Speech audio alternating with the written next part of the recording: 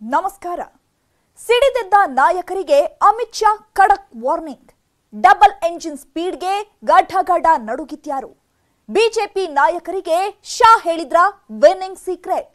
ಶಾ ಹೂಡಿದ ಆ ಬ್ರಹ್ಮಾಸ್ತ್ರಕ್ಕೆ ಗಪ್ ಚುಪ್ಪಾದ್ರ ಅತೃಪ್ತರು. ಬಿಎಸ್ವೈಗೆ ಬಹುಪರಾಕ್ ಅಂದಿದ್ಯಾಕೆ ಹೈಕಮಾಂಡ್? ಚಾಡಿ ಹೇಳೋಕೆ ಬಂದವರಿಗೆ ಚಾಟಿ ಏಟು ಬೀಸಿದ ಚಾಣಕ್ಯ.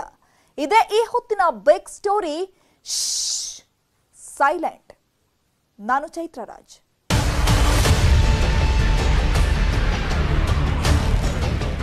ನಾವು ಯಾರು ಸಂಬಂಧಪಟ್ಟವ್ರು ಎಲ್ಲರೂ ಕೂಡಿ ನಾವು ಡೆಲ್ಲಿಗೆ ಹೋಗಿ ಟೈಮ್ ತೊಗೊಂಡು ಅಲ್ಲಿ ಡೆಲ್ಲಿಯಲ್ಲೇ ಮಾತಾಡ್ತೀವಿ. 15-20 ಜನ ಶಾಸಕರು ಬಿಜೆಪಿಗೆ ಬಂದರು. ಎಲ್ಲ ಪ್ರಕ್ರಿಯೆ ನಮ್ಮ ಕೆಲವು ಶಾಸಕರಿಗೆ ಗೊತ್ತಿಲ್ಲ. ಅನುಭವದ ಕೊರತೆಯಿಂದ ಅವರು ಆ ಥರ ಮಾತಾಡ್ತಾ ಇದ್ದಾರೆ. ಭ್ರಷ್ಟಾಚಾರವನ್ನು ಹೊದ್ದು ಮಲಗಿದವನೊಬ್ಬನನ್ನ ನೀವು ಯಾವ ಧೈರ್ಯದ ಮೇಲೆ ಮುಖ್ಯಮಂತ್ರಿ ಮಾಡಿದ್ರು ನನಗೆ ಅರ್ಥ ಆಗ್ತದೆ. ಯೋಗೇಶ್ವರ್ ಅವರು ಅವತ್ತು ಯಾಕೆ ಬೇಕಾದವ್ರಿಗೆ ಸಾಲ ಮಾಡ್ಕೊಂಡು ತನ್ನ ಮನೆ ಮೇಲೆ 9 ಕೋಟಿ ಸಾಲ ತಂದ, ತನ್ನ ಸ್ವಂತ ಆಸ್ತಿ ಮೇಲೆ ಕಡೆ MTB ಕಡೆ ರೊಕ್ಕ ದುಡ್ಡು ತಂದ, ಯಾಕೆ ಬೇಕಾಯ್ತು ಅವಾಗ? 9 ಕೋಟಿ ಸಾಲ ಮಾಡಿ ಈ ಸರ್ಕಾರ ತಂದ ಅಂತ ಹೇಳ್ತಾರಲ್ಲ, ಚೆ ನೋ, ಯಾರಾದ್ರೂ ಒಪ್ಪಕ್ಕಾಗುತ್ತೆ? ಮನೇನೂ ಅಡ ಇಟ್ಟಿಲ್ಲ, ಮಠನೂ ಅಡ ಇಟ್ಟಿಲ್ಲ, ಯಾವುದೇ ಅಡ ಇಟ್ಟು ನಮ್ಮಲ್ಲಿ ಸಾಲ ಅವರು ದುಡ್ಡು ತೆಗೆದುಕೊಂಡಿಲ್ಲ.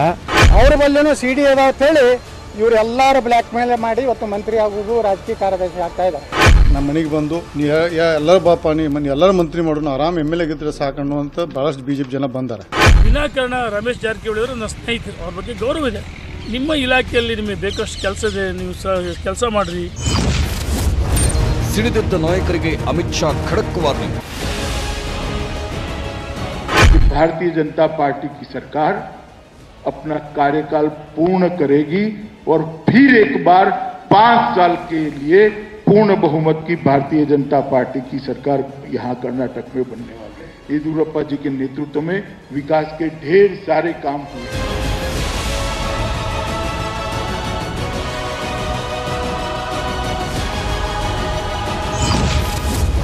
ಡಬಲ್ ಇಂಜಿನ್ ಸ್ಪೀಡ್ಗೆ ಗಡಗಡ ನಡುಗಿದ್ಯಾರು? ऊपर नरेंद्र मोदी और नीचे येदियुरप्पा, ये डबल इंजन की सरकार ही कर्नाटक को विकास के रास्ते पर ले जा सकती है. मित्रों, विकास के रास्ते.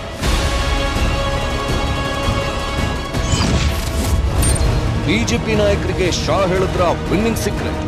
अपना कार्यकाल पूर्ण करेगी और फिर एक बार 5 साल के लिए पूर्ण बहुमत की भारतीय जनता पार्टी की सरकार यहां कर्नाटक में बनने वाली है. जो लोग अटकलें लगा रहे हैं, इस सबको मैं कहना चाहता हूं कि जनता के बीच में रहकर काम करिए. भारतीय जनता पार्टी से आपको कुछ प्राप्त नहीं होने वाला है. हम जनता के लिए काम करने वाली पार्टी है.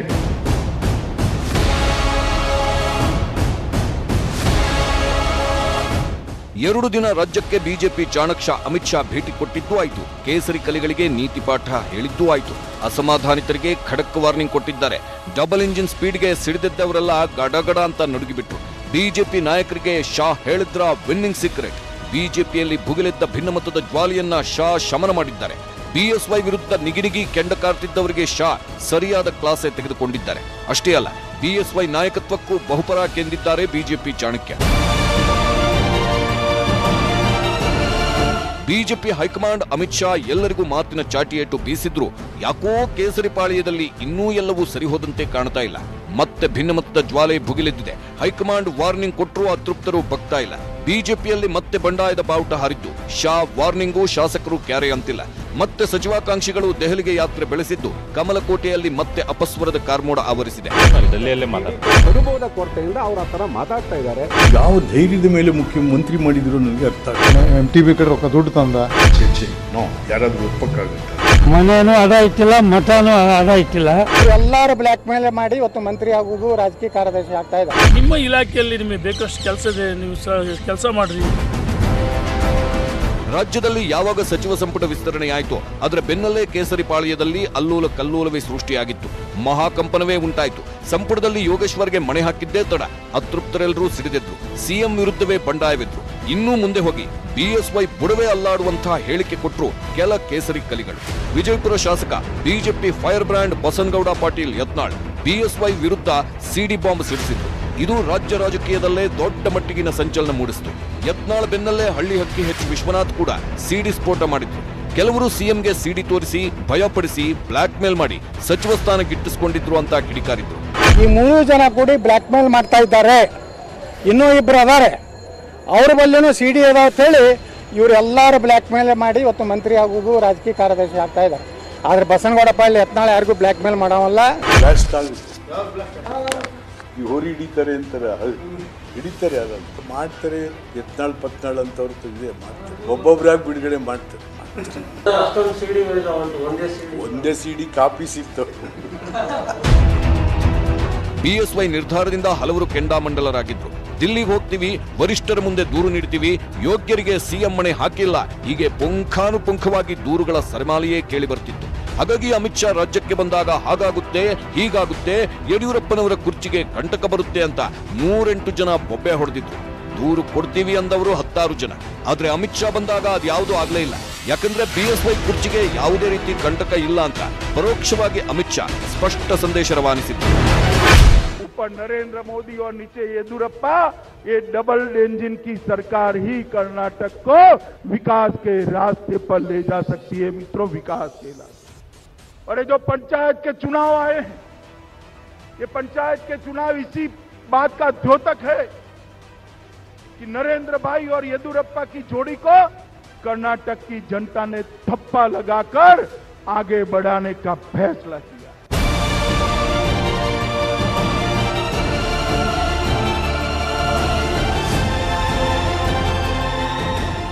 ಅಷ್ಟಕ್ಕೂ ಶಾ ಕೊಟ್ಟ ಖಡಕ್ ವಾರ್ನಿಂಗ್ ಏನು? ಯಡಿಯೂರಪ್ಪ ನಾಯಕತ್ವಕ್ಕೆ ಚಾಣಕ್ಯ ಜೈ ಅಂದಿದ್ಯಾಕೆ?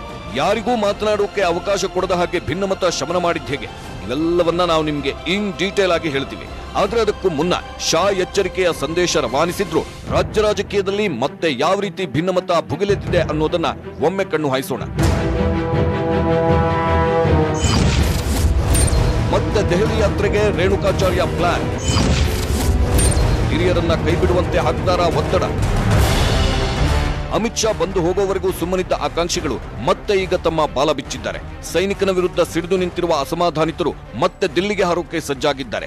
ಅಮಿತ್ ಶಾ ವಾರ್ನಿಂಗ್ ಕೊಟ್ಟರೂ ಅತೃಪ್ತರು ಬಗ್ಗಿದಂತೆ ಕಾಣುತ್ತಿಲ್ಲ.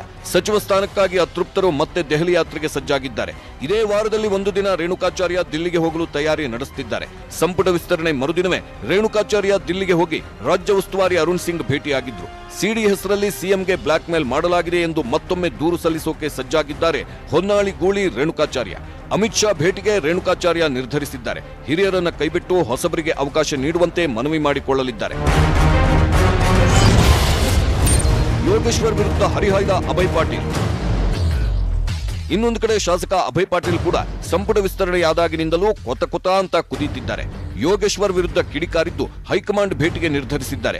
ಸರ್ಕಾರ ರಚನೆಯಲ್ಲಿ ಯೋಗೇಶ್ವರ್ ಪಾತ್ರ ನನಗೆ ಗೊತ್ತಿಲ್ಲ, ನಾವು 1990ರಿಂದಲೂ ಪಕ್ಷದಲ್ಲಿದ್ದೇವೆ, ಆಗ ಯೋಗೇಶ್ವರ್ ನಗ್ತಿದ್ರು ಅಂತ ಪಾಟೀಲ್ ಸೈನಿಕನ ವಿರುದ್ಧ ಹರಿಹಾಯ್ದಿದ್ದಾರೆ. ಅವ್ರ ಪಾತ್ರ ಏನೈತೆ ಅಂತೂ ನಮಗೆ ಹೇಳಿಲ್ಲ, ಗುರುತಿಲ್ಲ. ನಾವು ತಿಳ್ಕೊಬೇಕಾಗಿತ್ತಂತಂದ್ರೆ ಯಾವಾಗ ನಾವು ಪಕ್ಷ ಕಟ್ಟಿದ್ದೇವೆ 1990 ಇವರೆಲ್ಲ ನಗ್ತಿದ್ರು, ಅವಾಗ ಅವ್ರು ಎಲ್ಲಿದ್ರು ಅವರು ತಿಳ್ಕೊಬೇಕಾದ್ರೆ. ಬಿಜೆಪಿ ವರಿಷ್ಠರ ನಿಮಗೆ ಸೇರಿ ಹೇಳ್ಬೇಕಂತ ಅವ್ರು ಹೇಳ್ಕೊಂಡ ನಾನು 90ರಿಂದ 3ನೇ ಸಲ ಶಾಸಕ, ಅವ್ರು ಹೇಳುವಂಥದ್ದು ಅವಶ್ಯಕತೆ ಇಲ್ಲ. ನಮ್ಮ ಪಕ್ಷದ ಅಧ್ಯಕ್ಷರದಾರ, ವರಿಷ್ಠರದಾರ, ಅವ್ರು ಹೇಳಬೇಕು. ಬಿಜೆಪಿ ಸರ್ಕಾರ ರಚನೆಯಲ್ಲಿ ನನ್ನ ಪಾತ್ರವಿದೆ. ಅಭಯ್ ಪಾಟೀಲ್ ಆರೋಪಕ್ಕೆ ಪ್ರತಿಕ್ರಿಯಿಸಿದ ಯೋಗೇಶ್ವರ್ ತಿರುಗೇಟು ನೀಡಿದ್ದಾರೆ. ಬಿಜೆಪಿ ಸರ್ಕಾರ ರಚನೆಯಲ್ಲಿ ನನ್ನ ಪಾತ್ರವಿದೆ, ಅಸಮಾಧಾನಿತರಿಗೆ ವರಿಷ್ಠರು ತಿಳಿಸಬೇಕಾಗಿತ್ತು ಅಂತ ಬೆಳಗಾವಿಯಲ್ಲಿ ಹೇಳಿಕೆ ನೀಡಿದ್ರು. 15-20 ಜನ ಶಾಸಕರು ಬಿಜೆಪಿಗೆ ಬಂದರು. ಹಾಗಾಗಿ ಎಲ್ಲ ಪ್ರಕ್ರಿಯೆ ನಮ್ಮ ಕೆಲವು ಶಾಸಕರಿಗೆ ಗೊತ್ತಿಲ್ಲ. ಕೆಲವು ನಮ್ಮ ಶಾಸಕರಿಗೆ ಅವರ ಅನುಭವದ ಕೊರತೆಯಿಂದ ಅವರು ಆ ಥರ ಮಾತಾಡ್ತಾ ಇದ್ದಾರೆ. ಇನ್ನು CD ಬಗ್ಗೆ ಪ್ರತಿಕ್ರಿಯಿಸಿರೋ ಯೋಗೇಶ್ವರ್, ನನ್ನ ಬಳಿ ಯಾವುದೇ CD ಇಲ್ಲ, ಹಾಗೆ ನನ್ನ ಮೇಲೆ ಯಾವುದೇ ಆಪಾದನೆಗಳಿಲ್ಲ ಅಂತ ತಿರುಗೇಟು ನೀಡಿದ್ರು. ಯಾವುದು CD ಯಾವ ವಿಚಾರ ಇದೆಲ್ಲ ಒಂದು ಅಪ್ರಸ್ತುತ ಅಸಹ್ಯದ ವಿಚಾರ, ಇದು ಒಂದು ವಿಚಾರ. ಹಂಗಾದ್ರೆ ಯಾರ್ಯಾರೋ ಒಬ್ಬರಿಗೆ ಅಸಮಾಧಾನ ಇರ್ತಕ್ಕಂಥ ಶಾಸಕರಿಗೆ ಅವ್ರಿಗೆ ಮಂತ್ರಿ ಹುದ್ದೆ ಕೊಟ್ಟಿದ್ರೆ ಅವ್ರು ಮಾತಾಡ್ತಾ ಇರ್ಲಿಲ್ವಾ? ಯಾವುದು ಹಗರಣ ಇಲ್ಲ, ಅದೆಲ್ಲ ಕೋರ್ಟಲ್ಲಿ ಖುಲಾಸೆ ಆಗಿದೆ. ನೋಡ್ರಿ, ನನ್ನ ರಾಜಕೀಯ ವಿರೋಧಿಗಳು DK ಶಿವಕುಮಾರ್ ಮತ್ತು ಕುಮಾರಸ್ವಾಮಿ ಅವರು ನನ್ನ ಮೇಲೆ ಕಳೆದ 25 ವರ್ಷಗಳಿಂದ ಎಲ್ಲ ರೀತಿಯ ಹೋರಾಟ ಮಾಡ್ಕೊಂಡು ಬಂದಿದ್ದಾರೆ.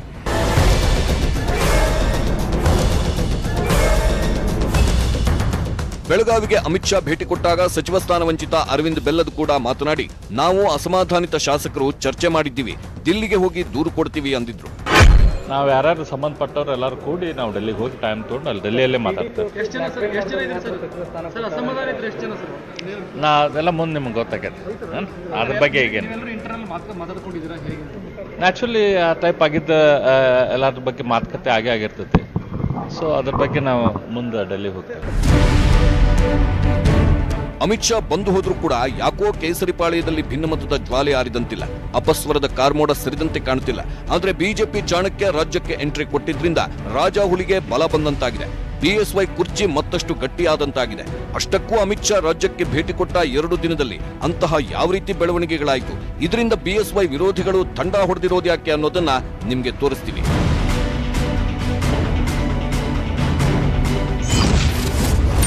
ಬಿಎಸ್ವೈ ಪರ ಅಮಿತ್ ಶಾ ಭರ್ಜರಿ ಬ್ಯಾಟಿಂಗ್.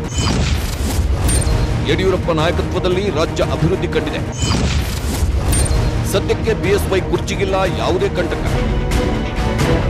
ಅಮಿತ್ ಶಾ ರಾಜ್ಯಕ್ಕೆ 2 ದಿನ ಪ್ರವಾಸಕ್ಕೆ ಬಂದಾಗ ಸ್ವತಃ ಬಿಎಸ್ವೈಗೂ ಒಂದ್ ರೀತಿ ಢವಢವ ಶುರುವಾಗಿತ್ತು. ಈಗಾಗಲೇ ಬಿಎಸ್ವೈ ವಿರುದ್ಧ ಸಾಲು ಸಾಲು ದೂರುಗಳ ಸುರಿಮಳೆಯೇ ಹೈಕಮಾಂಡ್ ಮುಂದಿದೆ. ಅದರಲ್ಲೂ ಸಂಪುಟ ವಿಸ್ತರಣೆ ಆದ್ಮೇಲಂತೂ ರಾಜಾಹುಲಿ ವಿರುದ್ಧ ರೆಬೆಲ್ ಆದವರ ಲಿಸ್ಟ್ ಕೂಡ ಹೆಚ್ಚಾಗಿತ್ತು. ಇದರಿಂದ ತಮಗೇನಾದರೂ ಟ್ರಬಲ್ ಎದುರಾಗುತ್ತೇನೋ ಅಂತ ಸ್ವತಃ ಯಡಿಯೂರಪ್ಪ ಕೂಡ ಟೆನ್ಷನ್ ನಲ್ಲಿದ್ರು. ಎಲ್ಲಿ ತಮ್ಮ ನಾಯಕತ್ವಕ್ಕೆ ಕಂಟಕ ಬಂದ್ಬಿಡುತ್ತೋ ಅಂತ ಕಮಲಾಧಿಪತಿ ಅಂದ್ಕೊಂಡಿದ್ರು. ಇನ್ನು ಬಿಎಸ್ವೈ ವಿರೋಧಿಗಳಿಗಂತೂ ತುಂಬಾನೇ ನಿರೀಕ್ಷೆ ಇತ್ತು. ಆದ್ರೆ ಅವರೆಲ್ಲರಿಗೂ ನಿರಾಸೆ ಎದುರಾಯಿತು. ಯಾಕಂದ್ರೆ ನಾಯಕತ್ವ ಬದಲಾವಣೆ ಕೂಗಿಗೆ ಸ್ವತಃ ಅಮಿತ್ ಶಾ ಬ್ರೇಕ್ ಹಾಕಿದ್ದಾರೆ. ಯಡಿಯೂರಪ್ಪನವರ ಸರ್ಕಾರವನ್ನ ಹಾಡಿ ಹೊಗಳೋದ್ರ ಮೂಲಕ ಬಿಎಸ್ವೈ ನಾಯಕತ್ವಕ್ಕೆ ಬಹುಪರಾಕೆಂದಿದ್ದಾರೆ ಬಿಜೆಪಿ ಚಾಣಕ್ಯ ಶಾ. ಬಿಎಸ್ವೈ ನಾಯಕತ್ವದಲ್ಲಿ ಗ್ರಾಮ ಪಂಚಾಯತ್ ಚುನಾವಣೆ ಗೆದ್ದಿದ್ದಕ್ಕೆ ಶಾ ಅಭಿನಂದನೆ ಸಲ್ಲಿಸಿದರು. मंच पर उपस्थित भारतीय जनता पार्टी के वरिष्ठ नेता और कर्नाटक के लोकप्रिय मुख्यमंत्री श्रीमान येदियुरप्पा जी, मित्रों, आज मैं जब यहां आया हूं तो मेरा आने का मूल उद्देश्य तो यहां पर पंचायत चुनाव में जो प्रचंड विजय नलिन कुमार कटील और हमारे मुख्यमंत्री येदियुरप्पा जी के नेतृत्व में हुआ है, इसकी कर्नाटक की जनता को और आप सभी चुने हुए प्रतिनिधियों को बधाई देने के लिए आया. ಕೇಂದ್ರದಲ್ಲಿ ಮೋದಿ, ರಾಜ್ಯದಲ್ಲಿ ಬಿಎಸ್ವೈ, ಡಬಲ್ ಇಂಜಿನ್ ಸರ್ಕಾರದಿಂದ ಅಭಿವೃದ್ಧಿ. ಬಿಎಸ್ವೈ ಸರ್ಕಾರವನ್ನ ಬಾಯಿ ತುಂಬ ಹಾಡಿ ಹೊಗಳಿದ ಅಮಿತ್ ಶಾ ಕೇಂದ್ರದಲ್ಲಿ ಮೋದಿ, ರಾಜ್ಯದಲ್ಲಿ ಬಿಎಸ್ವೈ ಸರ್ಕಾರದಿಂದ ಮಾತ್ರ ಕರ್ನಾಟಕದ ಅಭಿವೃದ್ಧಿ ಸಾಧ್ಯ ಅಂದ್ರು. ಈ ಮೂಲಕ ಬಿಎಸ್ವೈ ನಾಯಕತ್ವಕ್ಕೆ ಬಹುಪರಾಕ್ ಅಂದ್ರು ಬಿಜೆಪಿ ಚಾಣಕ್ಯ. ಈ ಮೂಲಕ ಬಿಎಸ್ವೈ ವಿರುದ್ಧ ಸಿಡಿದೆದ್ದವರಿಗೆ, ವಿರೋಧಿಗಳಿಗೆ ಸ್ಪಷ್ಟ ಸಂದೇಶ ಸಾರಿದ್ರು ಶಾ. और इसका हिसाब देना चाहिए कांग्रेस के लिए. और मैं कर्नाटक की जनता को भी कहना कि कोरे वादे करने वाले भ्रष्टाचार से लिप्त कांग्रेसी कर्नाटक का भला नहीं कर सकते. ऊपर नरेंद्र मोदी और नीचे येदियुरप्पा, ये डबल इंजन की सरकार ही कर्नाटक को विकास के रास्ते पर ले जा सकती है. मित्रों, विकास देगा. और ये जो पंचायत के चुनाव आए, ये पंचायत के चुनाव इसी बात का द्योतक है कि नरेंद्र भाई और येदियुरप्पा की जोड़ी को कर्नाटक की जनता ने थप्पा लगाकर आगे बढ़ाने का फैसला किया. ಯಡಿಯೂರಪ್ಪ ಸರ್ಕಾರ ಕೊರೋನಾವನ್ನ ಕಟ್ಟಿ ಹಾಕಿದೆ. ಕೊರೋನಾ ಸಂದರ್ಭದಲ್ಲಿ ಬಿಎಸ್ವೈ ಸರ್ಕಾರ ಎಲ್ಲ ಜನರಿಗೂ ನೆರವಾಗಿದೆ. ಬಿಎಸ್ವೈ ನೇತೃತ್ವದಲ್ಲಿ ಕೊರೋನಾವನ್ನ ಸಮರ್ಥವಾಗಿ ಕಟ್ಟಿಹಾಕಲಾಗಿದೆ ಅಂತ ವೇದಿಕೆಯಲ್ಲಿ ಯಡಿಯೂರಪ್ಪನವರಿಗೆ ಶಾ ಅಭಿನಂದನೆ ಸಲ್ಲಿಸಿದ್ರು. श्रीमान येदियुरप्पा जी को मन से बधाई देना चाहता हूं कि इनके नेतृत्व में कर्नाटक ने कोरोना के खिलाफ बहुत अच्छे तरीके से लड़ाई लड़ी. ವಿರೋಧ ಬಿಡಿ, ಬಿಎಸ್ವೈ ಸರ್ಕಾರ ಬಲಪಡಿಸಿ. ಅತೃಪ್ತರಿಗೆ ಅಮಿತ್ ಶಾ ಕೊಟ್ಟರು ಕರೆ. ಅಮಿತ್ ಶಾ ತಮ್ಮ ಪ್ರತಿ ಮಾತಿನಲ್ಲೂ ಬಿಎಸ್ವೈ ನಾಯಕತ್ವದ ಪರ ಬ್ಯಾಟ್ ಮಾಡಿದ್ರು. ಬೆಂಗಳೂರಿನಲ್ಲಿ ನಡೆದ ಸಭೆಯಲ್ಲೂ ಮಾತನಾಡಿದ ಅಮಿತ್ ಶಾ ವಿರೋಧ ಮಾಡುವವರಿಗೆ ಕಿವಿಮಾತು ಹೇಳಿದ್ರು. ಯಡಿಯೂರಪ್ಪ ನೇತೃತ್ವದಲ್ಲಿ ಸರ್ಕಾರ ಒಳ್ಳೆ ಕೆಲಸ ಮಾಡ್ತಿದೆ, ಅವರ ಕೈ ಜೋಡಿಸಿ ಅಂತ ಸಂದೇಶ ಸಾರಿದ್ರು. भारतीय जनता पार्टी की सरकार अपना कार्यकाल पूर्ण करेगी और फिर एक बार 5 साल के लिए पूर्ण बहुमत की भारतीय जनता पार्टी की सरकार यहाँ कर्नाटक में बनने वाली है. जो लोग अटकलें लगा रहे हैं, इस सबको मैं कहना चाहता हूं कि जनता के बीच में रहकर काम करिए. भारतीय जनता पार्टी से आपको कुछ प्राप्त नहीं होने वाला है. हम जनता के लिए काम करने वाली पार्टी है. येदियुरप्पा जी के नेतृत्व में विकास के ढेर सारे काम हुए.